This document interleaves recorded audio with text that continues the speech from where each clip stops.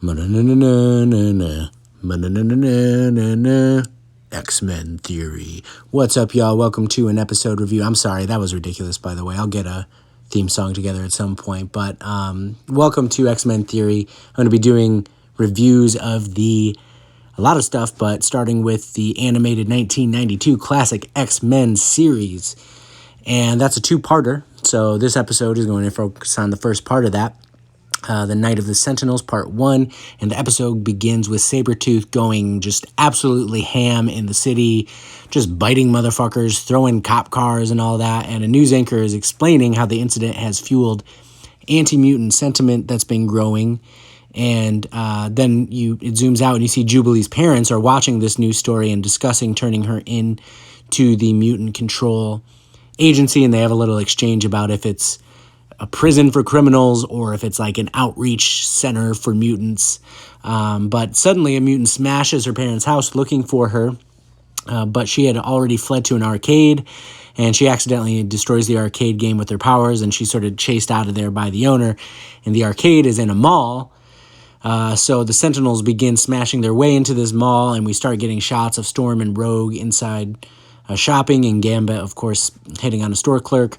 Rogue asks, what are the Sentinels, indicating that it's their first run-in with them.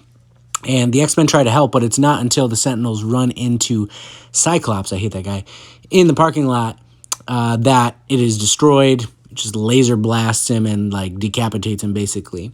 But back at the X-Men base, we see Beast pontificating about science and Morph doing impressions of what he sees on TV. We then see Professor X walking and talking with Jean, and he says that he knows that the existence of the X-Men would be revealed at some point, but not like this, referring to the incident at the mall.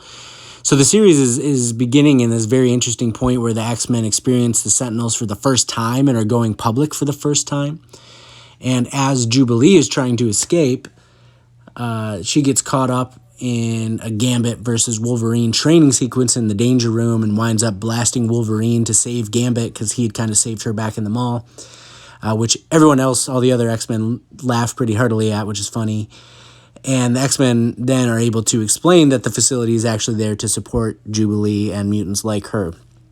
So convening back inside with the X-Men, Professor X explains that the Mutant Control Agency is a private company, occasionally supported by the government, and that someone at the agency appears to have a hidden agenda. So somebody within that agency is sort of going rogue here to mess things up and go after mutants. The X-Men discover that the group running the mutant registration program intends to track and eliminate mutants, so they decide to enter the building and destroy all the data.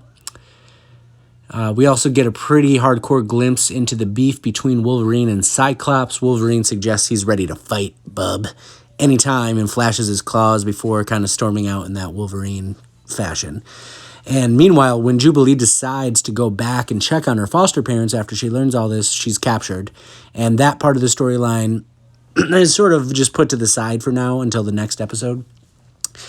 And as the X-Men are walking toward the Mutant Control Agency facility, they share stories about how hard it was being a mutant when they were younger. People wanted to kill Rogue's dad, for example, and Cyclops points out that, well, we all had to deal stuff like that.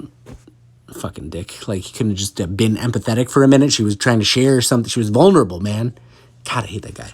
Okay, Rogue also asks Beast how mutants came to be, and he replies that it's a mixture of things like gamma rays and the depleted ozone layer. Ozone layer, that's such a 90s sort of concept.